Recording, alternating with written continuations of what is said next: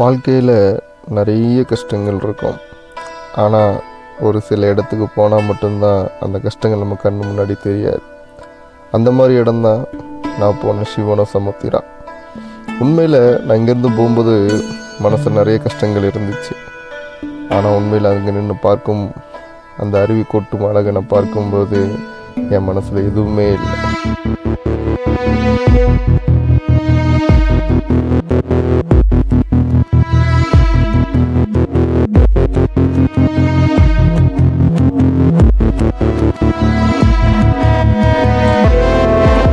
Hello, வணக்கம். எல்லோரும் எப்படி இருக்கீங்க? எல்லோரும் நல்லா இருக்கீங்க நம்புகிறேன் நானும். ஸோ நம்ம ரைடு கிளம்பிட்டோங்க. எங்கேருந்து பார்த்தீங்க அப்படின்னா பெங்களூர்லேருந்து சிவனசமுத்திரா. இது கரெக்டாக எவ்வளோ கிலோமீட்டர் இருக்குன்னு பார்த்தீங்க அப்படின்னா பெங்களூர்லேருந்து 120 கிலோமீட்டருங்க. ரொம்ப பக்கம்தான். ஸோ நம்ம வீடியோ போட்டு ரொம்ப நாளாகுது. அதனால் பைக் எடுத்துகிட்டு போன இடம் தாங்க சிவனசமுத்திரா. நம்ம அப்படியே பெங்களூர் நைஸ் ரோட்லேருந்து அப்படியே கிளம்பியிருக்கோம். ஸோ நைஸ் ரோடுலேருந்து நேராக போய் கணக்குப்புறா வழியாக போய் மலவள்ளி கொள்ளைகால். ஸோ கொள்ளைகால் டிஸ்ட்ரிக்டில் தான் இருக்குது சிவனசமுத்திரா ஃபால்ஸு. ஸோ நிறைய பேர்னா ரொம்ப நிறைய பேர் வராங்க. நானே பார்த்து கொஞ்சம் மிரண்டுட்டேன். நைஸ் ரோடில் அப்படி என்னென்னு பார்த்தீங்கன்னா, நம்ம ஃபஸ்ட்டு டோல் எடுக்கிற ரிசிப்டை நெக்ஸ்ட்டு டோல்லையும் காட்டணும். இல்லை அப்படின்னா நம்மளை வெளியே விட மாட்டாங்க அப்படின்னா நமக்கு ஃபைன் போடுவாங்க. ஸோ எப்போவுமே நைஸ் ரோடில் இருந்து நம்ம வெளியே வரும்போது அந்த ரிசிப்டை எப்போவுமே தொலைக்காமல் மிஸ் பண்ணாமல் கையில் வச்சுக்கணும்.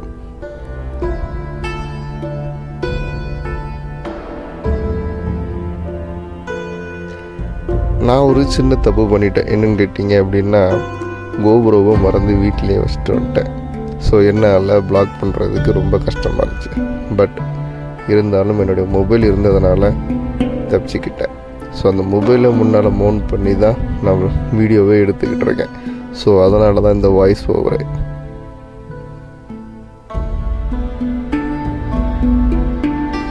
நாங்கள் போன இடம் எல்லாமே ரொம்ப நல்லா இருந்துச்சு.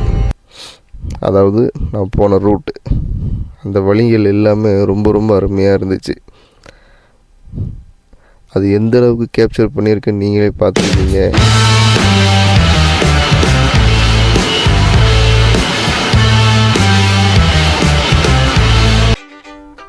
நாங்கள் நியர்மி பக்கத்துலேயே வந்துட்டோங்க. உங்களுக்கு முன்னால் உள்ள மலை தெரியுதா?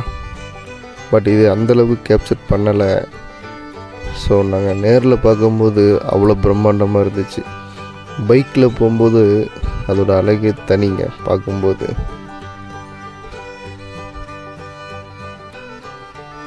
இந்த லெஃப்ட் எடுக்கணும். இந்த லெஃப்ட் எடுத்து நாங்கள் அப்படி கொஞ்சம் ட்ராவல் பண்ண ஆரம்பித்தோம்ல, ரொம்ப நல்லா இருந்துச்சு.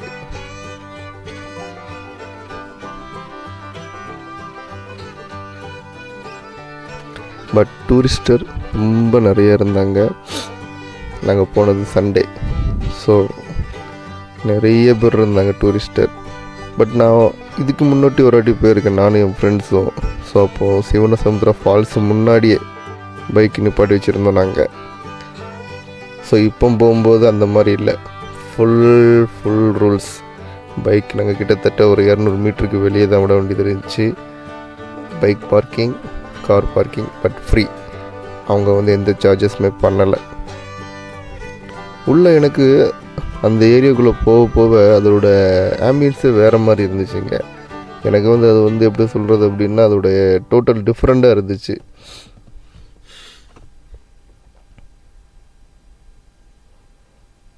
நீங்களே பார்த்துட்டு தான் இருக்கீங்க எந்த அளவுக்கு அழகாக இருக்குன்ட்டு.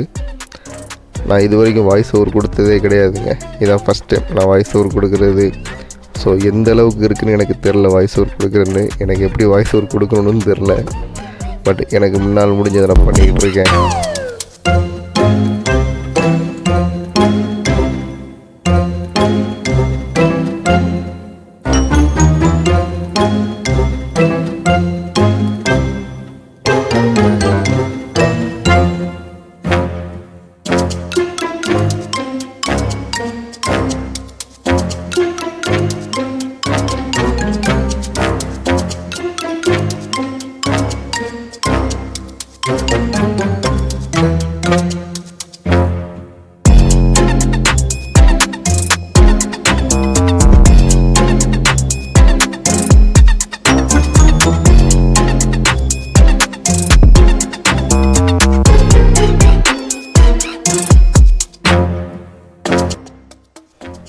அவ்வளோதாங்க, நம்ம பார்க்கிங் வந்தாச்சு. நீங்களே பார்க்கிங்கல்ல எவ்வளோ பைக்கர்ஸ்.